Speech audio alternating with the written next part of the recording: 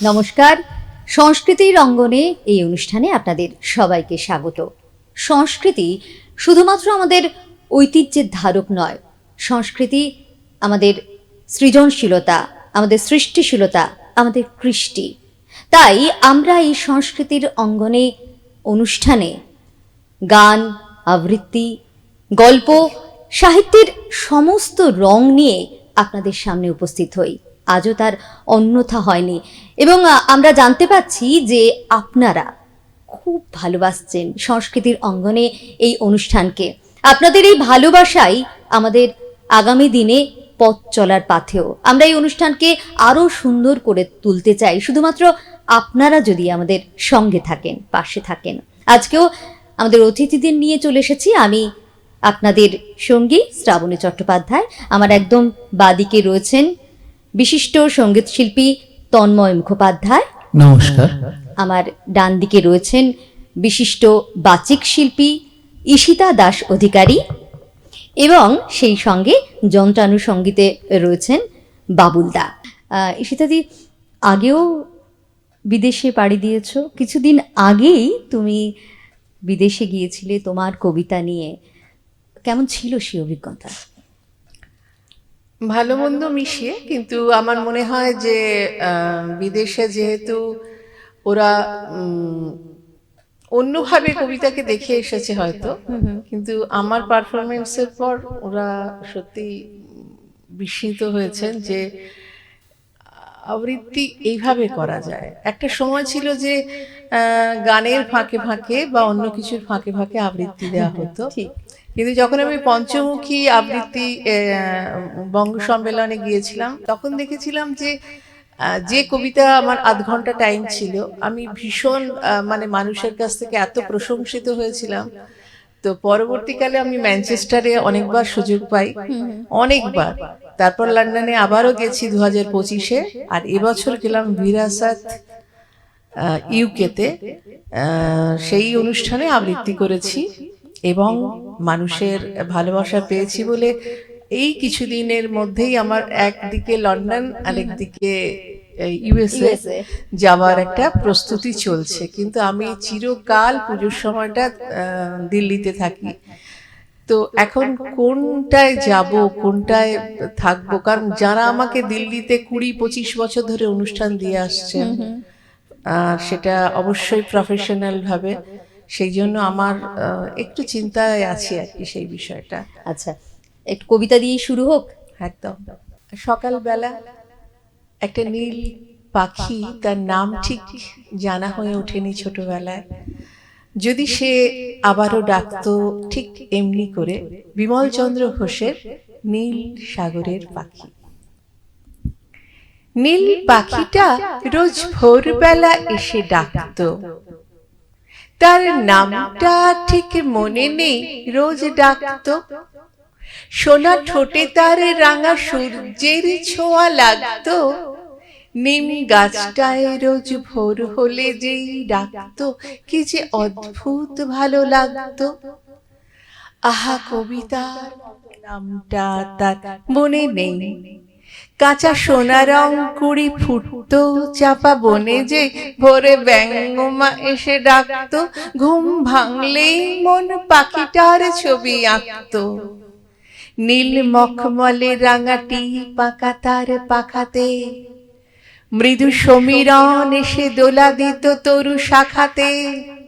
পাখি ডাকতো, পাখি ডাকতো, পাখি ডাকতো, সেই ঝলমলে রাঙা আলোকে, তার ছায়া কাপা নীল পালকে, যেন মখমলে নীল সাগরের মায়া কাঁপতো।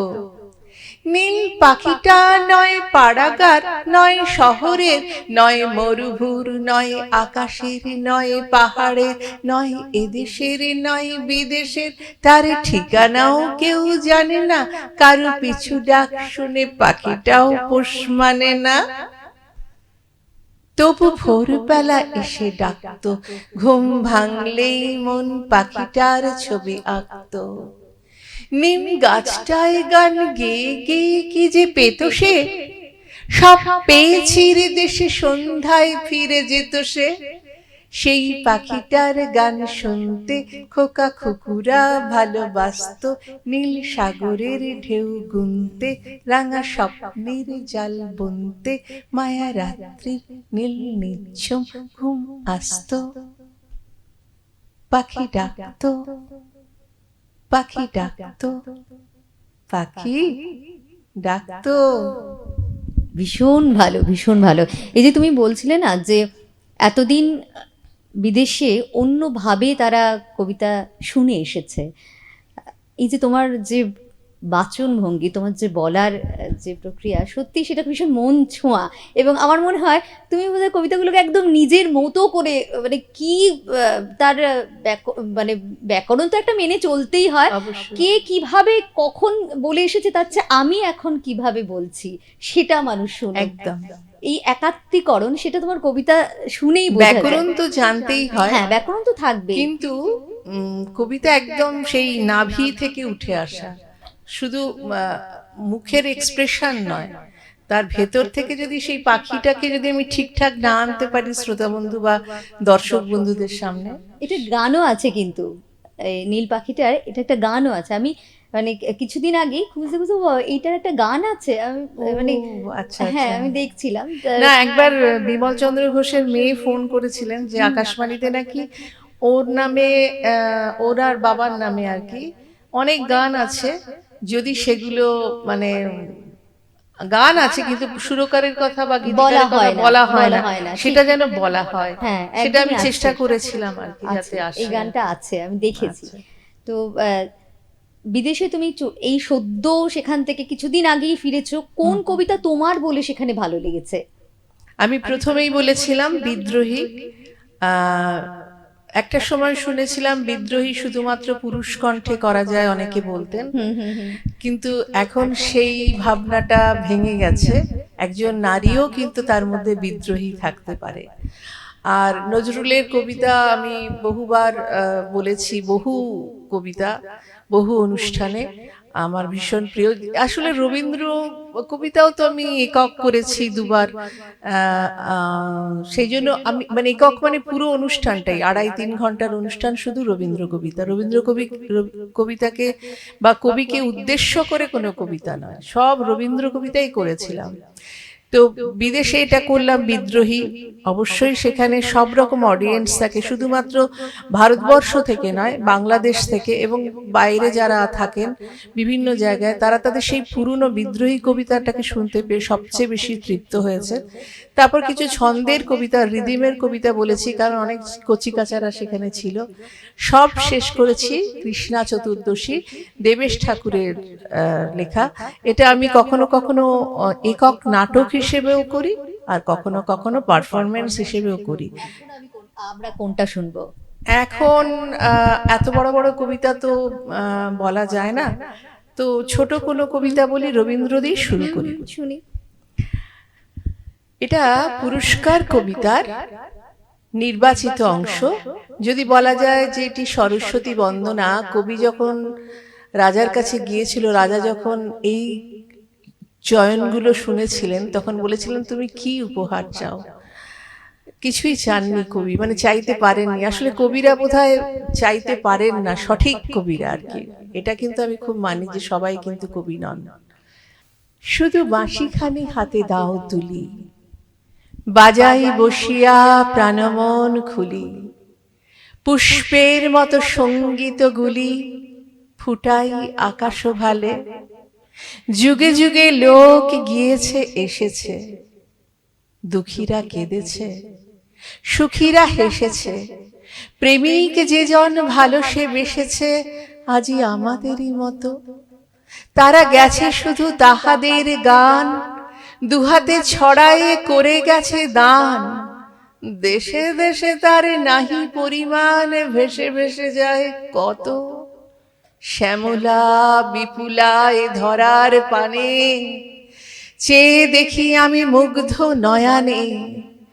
সমস্ত প্রাণে কেন যে কে জানে ভরে আসে আখি জল। বহু মানবের প্রেম দিয়ে ঢাকা, বহু দিবসের সুখে দুঃখে আঁকা, লক্ষ যুগের সঙ্গীতে মাখা সুন্দর ধরাতল, এ ধরার মাঝে তুলিয়া নিনাদ, চাহিনে করিতে বাদ ও প্রতিবাদ। যে কদিন আছে মানুষের স্বাদ, মিটাবো আপন মনে, যার যাহা আছে তার থাকতাই, কারো অধিকারে যেতে নাহি চাই। শান্তিতে যদি থাকিবারে পাই, একটি নিভৃত কোণে।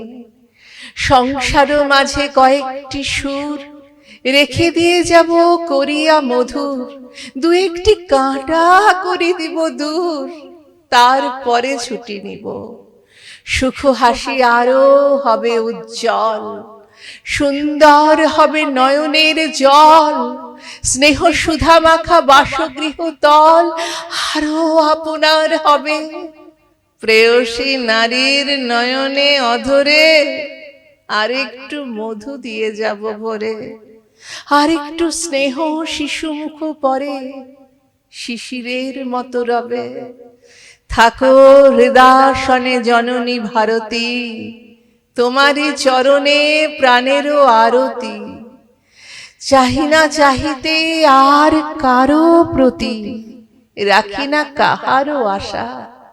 কত সুখ ছিল হয়ে গেছে দুঃখ, কত বান্ধব হয়েছে বিমুখ। ম্লান হয়ে গেছে কত উৎসুক উন্মুখ ভালোবাসা। শুধু চরণ হৃদয়ে বিরাজে, শুধু ওই বীণা চিরদিন বাজে। স্নেহ সুরে ডাকে অন্তর মাঝে, আয় রে বৎস আয়। ফেলে রেখে আয় হাসি ক্রন্দন, ছিঁড়ে আয় যত মিছে বন্ধন। হেথা ছায়া আছে চিরনন্দন, চির বসন্ত বায়। সেই ভালো মাগো যাক যাহা যায়। জন্মের মতো বরিনু তোমায়, কমল গন্ধ কোমল দু পায়ে। বার বার নম নম। হচ্ছিল যে মানে না থামুক, চলতে থাকুক।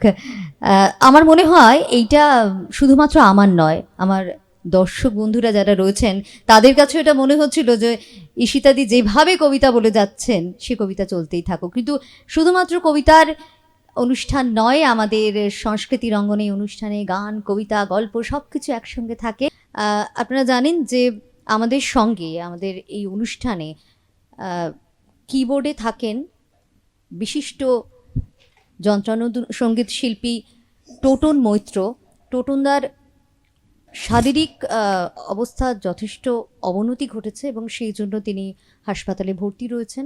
আমরা তার দ্রুত আরোগ্য কামনা করি, তিনি যেন আবার আমাদের এই অনুষ্ঠানে ফিরে আসেন এবং একইভাবে আমাদের অনুষ্ঠানকে মাতিয়ে তোলেন। তার এই না থাকা কোথাও গিয়ে আমাদের অনুষ্ঠান যে স্বয়ং সম্পূর্ণ হয়ে ওঠে কোথাও গিয়ে যেন একটু তার কাটছে বলে আমারও মনে হচ্ছে। তাই আপনাদেরও যদি এরকম মনে হয় দয়া করে আপনারা আমাদের ক্ষমা করবেন। টোটনদা খুব তাড়াতাড়ি তিনি সুস্থ হয়ে ফিরে আসুক, এটাই আমরা চাইব। আবার কবিতায় ফিরি। ঈশিতাদি, এই যে দেখছিলাম তুমি বড় বড় কবিতাগুলো মানে একেবারে মুখস্থ গড়গড় করে বলে যাচ্ছ। এই যে কবিতার সঙ্গে যাপন না থাকলে এটা কখনো সম্ভব হয় না। একটা সময় আসে যখন কবিতার মুখস্থ থাকতে চায় না, কিন্তু তুমি যেভাবে বলছো তাতে বোঝাই যাচ্ছে যে এই পথ চলা তোমার অনেক দিন আগে থেকে শুরু হয়েছিল এবং সেই জন্য এইভাবে এতটা গভীরে তুমি চলে যেতে পেরেছো। সেটা কবে থেকে শুরু হয়েছিল? আসলে পড়াশোনার সাথে সাথে আমি ফিজিক্সে এমএসসি করেছি, এমবিএও করেছি। আমি বাচিক শিল্পের সঙ্গে যুক্ত থাকতে চেয়েছিলাম, যেহেতু আমার পরিবার সাহায্য করেছে সেই জন্যই আমি আকাশবাণীতে আগে ছিলাম ফার্ম অ্যান্ড হোমে, এখন আছি আকাশবাণী মৈত্রীতে। অনেক কিছু শেখার আছে। আমি বাচিক শিল্পের সাথেই থাকতে চেয়েছিলাম অল ইন্ডিয়া রেডিওতে। আর ছিলাম দূরদর্শনে, একটা সৃজন বলে একটা অনুষ্ঠান হতো, আর একটা সাহিত্য নিয়ে ও সংস্কৃতি এরকম একটা অনুষ্ঠান হতো, সেখানে আমি অ্যাঙ্কারিং করতাম।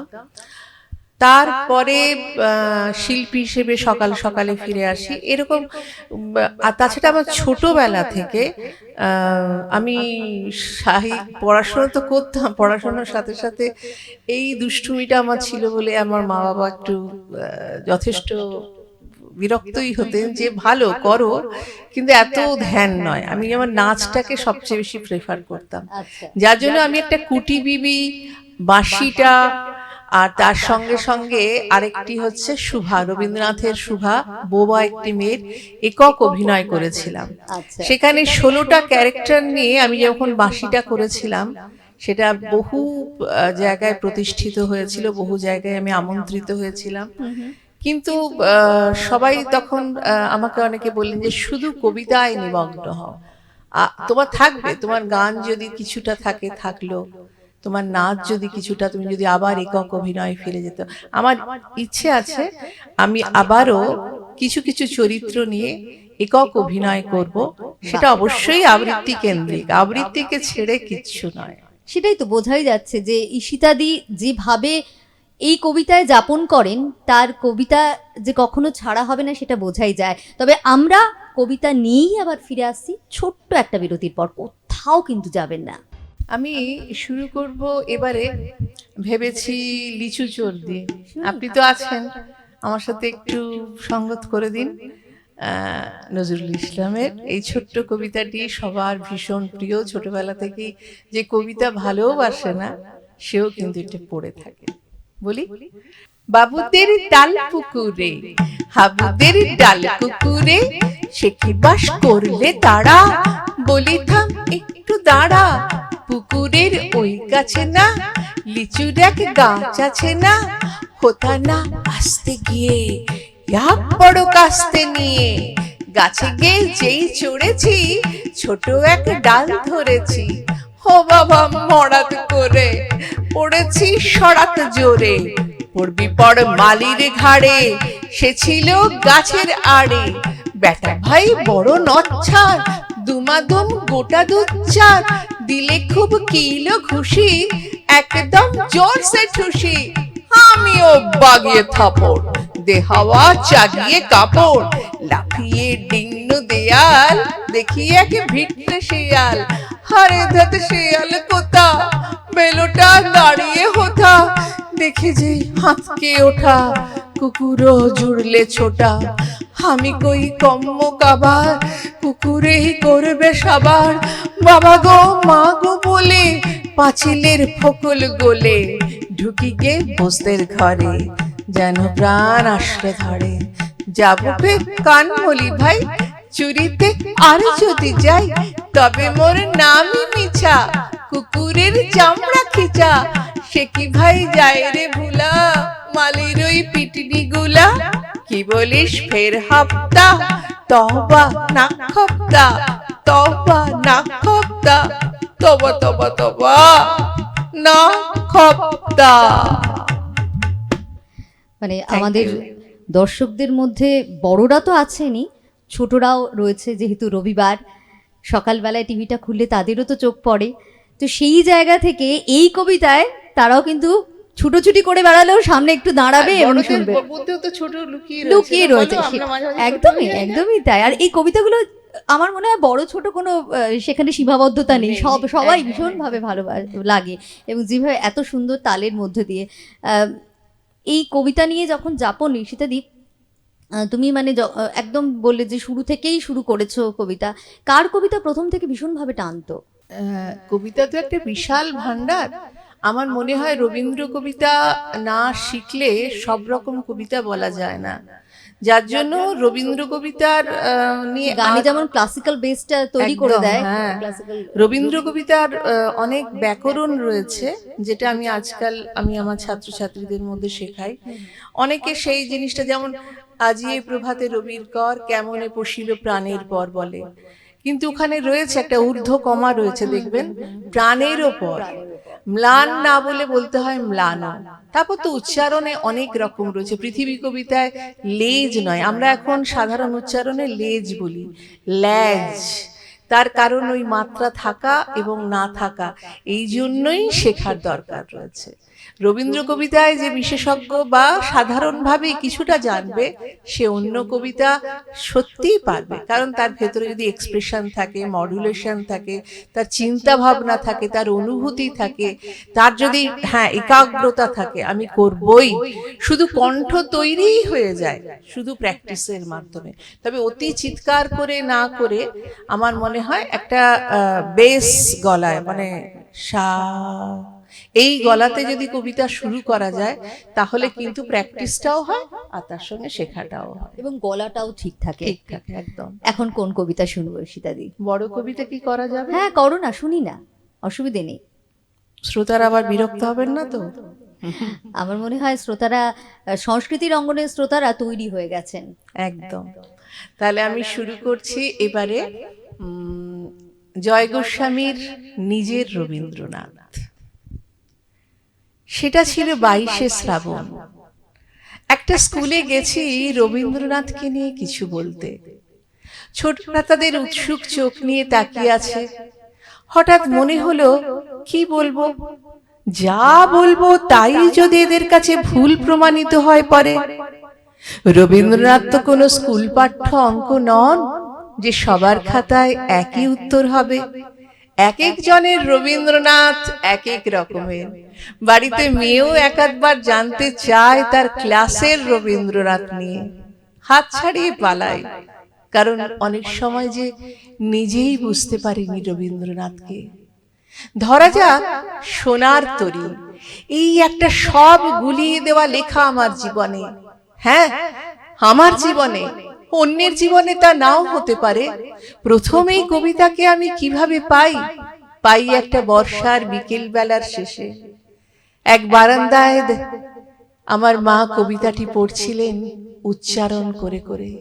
আমার মায়ের কিন্তু কবিতা পড়ার ঝোঁক একেবারেই ছিল না, গল্পের বই পড়তো, কিন্তু কবিতা কখনো নয়। তবে সেদিন মা পড়ছিল কেন? পড়ছিল বাবার কথা মনে করে। বাবার ছিল এই গান গাওয়া, কবিতা বলা, গাছ লাগানোর স্বভাব। সেদিন মা বলছিল সেই কবিতাটা, সোনার তরীর কয়েক লাইন। তারপর বয়স বাড়ল, আস্তে আস্তে বইপত্র উল্টাতে গিয়ে দেখি কি ভয়ানক সব তর্কাতর্কি হয়ে গেছে এই কবিতা নিয়ে। বোকার মতো এই কবিতাকে আমি শোকের কবিতা ভেবেছি কেন? না, কখনো আমি বলি না এই কবিতা নিয়ে একটি কথাও। তবু আজও যদি চোখ বন্ধ করে মনে মনে ভাবি ওই তরু ছায়া মশি মাখা কথাটি, তবে আমাদের সিদ্ধেশ্বরী তলার সেই পুকুর পাড়ের বাড়ি আর তার গাছ আর চুন্নি নদীর কথাই মনে পড়ে। সেদিন বাবার সঙ্গে একটা জায়গায় দাঁড়িয়ে আছি, তখন আমার বয়স 7 কিংবা 8। বাবার মুখে একটা গান, অমল ধবল পালে লেগেছে মন্দ মধুর হাওয়া, দেখি নাই কভু দেখি নাই এমন তরুণী বাবা। অমল কি? অমল দা সব পেচির আসরে ড্রিল করায়, ড্রাম বাজায়, কিন্তু ধবল কাকে বলে? গানের পর বাবার উত্তর, ধবল হলো সাদা। ওই যে বালির নৌকোটাকে দেখ, একটা সাদা পাল আছে, ঠিক ওই রকমই। দেখলাম একটা পাল লাগানো সাদা নৌকো ধীরে ধীরে এগিয়ে আসছে। তখন কত বড় আমি, বছর 6-7 বড় জোর। 30 পেরিয়ে আলাপ হলো একটি মেয়ের সঙ্গে। সে আসে, কথা বলে, চলে যায়। পরে দেখি যখনই একা হয়ে যাই, তখনই তারই কোনো না কোনো ছবি মনে পড়ছে। কখনো তার এক টুকরো হাসি, কথা বলতে বলতে হঠাৎ থেমে যাওয়া, মুখের উপর ঝুঁকে পড়া চুল সরানো। এ কি হলো? আরো কতজনের সঙ্গেই তো কথা বলি, কারো ক্ষেত্রে তো এমন হয় না। সবচেয়ে বেশি মনে পড়ে তার তাকিয়ে থাকা। ভোরে ঘুম ভেঙে মনে পড়ে, দুপুরে ঝাঁঝা রোদে হাঁটতে হাঁটতে মনে পড়ে। কেন পড়ে? আর কোনো চোখ কি আমি দেখিনি কখনো? বুঝলাম আমি প্রেমে পড়েছি। একদিন একটা উঁচু বাড়ির সিঁড়ি দিয়ে নেমে আসছি, সামনে নেমে চলা তার উড়ন্ত আঁচল, কোথাও কারো বাড়ি থেকে গান বাজছে, দেখি নাই কবু দেখি নাই এমন তরণী বাবা।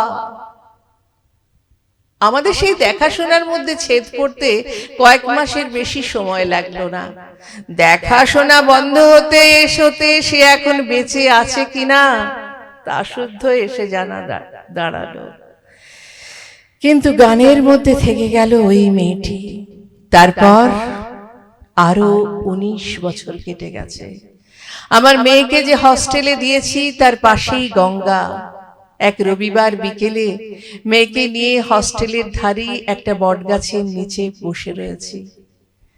মেয়ের মুখে একটা গান, অমূল ধবল পালে লেগেছে মন্দ মধুর হাওয়া, দেখি নাই কবু দেখি নাই এমন তরণী বাবা। ও শেখে টেখে না, শুধু শুনে শুনে জানে, কিন্তু ওর গেয়ে চলবার সঙ্গে সব ফুলে ওই গান এসে দাঁড়ালো আমাদের 50 বছরের দোরগোড়ায়। তখন আমার চোখ ভেসে যায় চোখের জলে। এই গানের তবে কি মানে হলো আমার কাছে? আমাকে এই প্রশ্নের মধ্যে রেখে সূর্য তার অস্তে চললেন। পিছনে ঝরিছে ঝড়ো ঝড়ো জল, গুরু গুরু দেয়া ডাকে, মুখে এসে পড়ে অরুণ কিরণ ছিন্ন মেঘের ফাঁকে।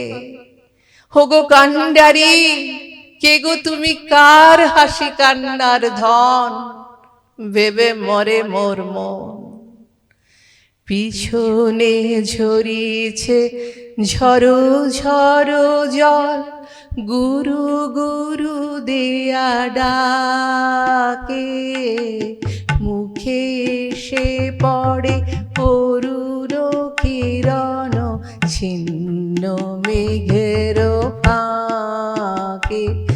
ও গো কান্ডারি, কে গো তুমি, কার হাসি কান্নার ধন, ভেবে মরে মোর মন। সে ভাবনার কোনো কিনারা হলো না। এই হলো আমার নিজের রবীন্দ্রনাথ। তাকে বোঝা কিংবা না বোঝা। তুমি একটু আগে বলছিলে না যে এত বড় কবিতা এটা বলা যাবে কিনা এবং শ্রোতা বা দর্শকরা তারা শুনবেন কিনা। মানে আমার মনে হয় যে মন্ত্রমুগ্ধের মতো সবাই বসে শুনেছে, খুব ভালো লেগেছে, ভীষণ ভালো। আমরা গানে ছিলাম, আমরা কবিতায় ছিলাম, আছি, এবং ঈশিতাদিকে আবার বিরক্ত করব, বারবার করে কবিতা শুনবো। সত্যি ভীষণ ভালো লাগছে। ঈশিতাদি এবার কি শুনবো বলো তো? এরপরে কি বিজ্ঞাপনে যেতে হবে? না না, তুমি বলো। তাহলে আমি বিদ্রোহী কবিতার নির্বাচিত অংশই বলে দিই। ঠিক আছে, নির্বাচিত অংশ বলছি তার কারণ এখন তো এটা সত্যি কথা, আমি একটু বড় কবিতা বলি, কিন্তু সেই সব মানে মানে কালোজয়ী কবিতা যদি আমি নাই বলি তাহলে আমাদের আগামী প্রজন্ম কিভাবে জানতে পারবে? একদম। বিদ্রোহী কাজী নজরুল ইসলাম। বল বীর, বল উন্নত মম শির, শির নেহারি আমারি নত শির ওই শিখর হিমাদ্রি। বল মহাবিশ্বের মহাকাশ ফাড়ি, চন্দ্র সূর্য গ্রহ তারা ছাড়ি, ভুলোক দুলোক গোলক ভেদিয়া, খোদার আসন আরশ ছেদিয়া, উঠিয়াছে চির বিস্ময় আমি বিশ্ববিধাত্রী। মম ললাটে রুদ্র ভগবান জলে, রাজ রাজ টিকা দীপ্ত জয়শ্রী। বল বীর, আমি চির উন্নত শির, আমি চির দুর্দম দুর্বিনীত নৃশংস মহাপ্রলয়ের আমি নটরাজ, আমি সাইক্লোন, আমি ধ্বংস, আমি মহাভয়, আমি অভিশাপ পৃথ্বী, আমি দুর্বল, আমি ভেঙে করি সব চুরমার, আমি অনিয়ম উচ্ছৃঙ্খল, আমি দলে যাই যত বন্ধন, যত নিয়ম কানুন শৃঙ্খল, আমি মানি না কোনো আইন, আমি ভরাডুবি করি ভরাডুবি, আমি টর্পেডো, আমি ভীম ভাসমান মাইন, আমি ধৈর্যটি, আমি এলোকেশে ঝড় অকাল বৈশাখী, আমি বিদ্রোহী, আমি বিদ্রোহী সুত বিশ্ববিধাত্রী, বলবীর চির উন্নত মমসী, আমি ঝঞ্ঝা, আমি ঘূর্ণি, আমি পথ সম্মুখে যাহা পাই যাই চূর্ণি, আমি নৃত্য পাগল ছন্দ, আমি আপনার তালে নেচে যাই, আমি মুক্ত জীবনানন্দ, আমি হাম্বি, আমি ছায়া নট, আমি হিন্দোল, আমি চল চঞ্চল ঠমকি ছমকি, পথে যেতে যেতে চকিতে চমকি, হিন্দি আদি তিন্দোল, আমি চপলা চপলে হিন্দোল, আমি তাই করি ভাই যখন চাহে মন যা, করি শত্রুর সাথে গলাগলি, ধরে মৃত্যুর সাথে পঞ্জা, আমি উন্মাদ, আমি ঝঞ্ঝা, আমি মহামারী, আমি ভীতিয়ে ধরিত্রী, আমি শাসন ত্রাসন সংহার, আমি উষ্ণ চির অধীর বলবীর, আমি চির উন্নতশীল, আমি সন্ন্যাসী সুর সৈনিক, আমি যুবরাজ মম রাজবেশ ম্লান গৈরিক, আমি বেদুইন, আমি চেঙ্গিস, আমি আপনারে ছাড়া করি না কাহারে কুর্নিশ, আমি বজ্র, আমি ঈশানে বিশানে ওঙ্কার, আমি ইসরাফিলের সিঙ্গার মহাহুঙ্কার, আমি পিনাকো পানির ডমরু ত্রিশূল ধর্মরাজের দণ্ড, আমি চক্র মহাশঙ্খ, আমি প্রণব নাদ প্রচণ্ড, আমি খেপা দুর্বাসা বিশ্বামিত্র শিষ্য, আমি দাবানল দাহ দাহন করিব বিশ্ব, আমি প্রাণ খোলা হাসি উল্লাস, আমি সৃষ্টি বৈরী মহাত্রাস, আমি মহাপ্রলয়ের দ্বাদশ রবির রাহু গ্রাস, আমি কভু প্রশান্ত কভু অশান্ত দারুণ স্বেচ্ছাচারী, আমি অরুণ খুনের তরুণ, আমি বিধির দর্পহারী, আমি প্রভঞ্জনের উচ্ছ্বাস, আমি বারিধির মহাকল্লোল, আমি উজ্জ্বল, আমি প্রজ্জ্বল, আমি উচ্ছল জল ছল ছল চল উর্মির হিন্দোল দোল, আমি অরফিয়াসের বাঁশরী, মহাসিন্ধু তোলা ঘুম ঘুম, ঘুম চুমু দিয়ে করি নিখিল বিশ্বে নিঝুম, মম বাঁশরীর তানে পাশরি, আমি শ্যামের হাতের বাঁশরি, আমি রুশে উঠি যাবে ছুটি মহাকাশে ছাপিয়া, ভয় সপ্ত নরক হাবিয়া, দোজখ নিভে নিভে যায় কাঁপিয়া, আমি বিদ্রোহ বাহিনী খিল অখিল ব্যাপিয়া, আমি শ্রাবণ প্লাবন বন্যা, কবু ধরণীরে করি বরণিয়া, কবু বিপুল ধ্বংস ধন্যা, আমি ছিনিয়া আনিব বিষ্ণু বক্ষ হইতে যুগল কন্যা, আমি অন্যায়, আমি উল্কা, আমি শনি, আমি ধূমকেতু জ্বালা বিষধর কালফনি, আমি ছিন্ন মস্তা চণ্ডী, আমি রণদা সর্বনাশী, আমি জাহান্নামের আগুনে বসিয়া হাসি পুষ্পের হাসি, আমি মৃন্ময়, আমি চিন্ময়, আমি অজর অমর অক্ষয়, আমি অব্যয়, আমি মানব দানব দেবতার ভয়, বিশ্বের আমি চির দুর্জয়, জগদীশ্বর ঈশ্বর, আমি পুরুষোত্তম সত্য, আমি তাথিয়া তাথিয়া মথিয়া ফিরিয়ে স্বর্গ পাতাল মর্ত, আমি উন্মাদ, আমি উন্মাদ, আমি চিনেছি আমারে আজিকে আমারে খুলিয়া গিয়াছে সব বাদ, আমি পরশুরামের কঠোর কুঠার, নিক্ষত্রিয় করিব বিশ্ব, আনিব শান্তি শান্ত উদার, আমি হল বলরাম স্কন্ধে, আমি উপাড়ি ফেলিব অধীন বিশ্ব, অবহেলে নব সৃষ্টির মহানন্দে, মহাবিদ্রোহীর অনক্লান্ত, আমি সেই দিন হব শান্ত, যবে উৎপীড়িতের ক্রন্দন রোল আকাশে বাতাসে ধরিবে না, অত্যাচারীর খড়গ কৃপান ভীম রণভূমে রণিবে না, বিদ্রোহী রণক্লান্ত, আমি সেই দিন হব শান্ত, আমি বিদ্রোহী ভৃগু, ভগবান বুকে এঁকে দিই পদচিহ্ন, আমি স্রষ্টা সুদান, শোকটা ফানা খেয়ালি বিধির বক্ষ করিব ভিন্ন, আমি চির বিদ্রোহী বীর, আমি বিশ্ব ছাড়ায় উঠিয়াছি একা, চির উন্নতশীল। অসাধারণ। আর এই কবিতার পরে আর কিছু হতে পারে না, মানে অনুষ্ঠান একেবারে শেষ হয়ে গিয়েছে, ঈশিতাদির কবিতা থামানো যাচ্ছিল না।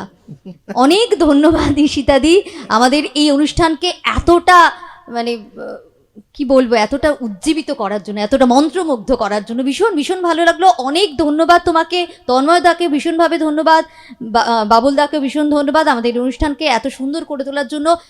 সংস্কৃতির অঙ্গনে আজকে এইখানেই শেষ করতে হচ্ছে, তবে আপনাদের আরও একবার মনে করে দিই, প্রত্যেক রবিবার সকাল 8:30 এবং রাত 10টায় সংস্কৃতির অঙ্গনে এই অনুষ্ঠান দেখতে কিন্তু একেবারেই ভুলবেন না। ভালো থাকবেন আর সংস্কৃতির সঙ্গে থাকবেন।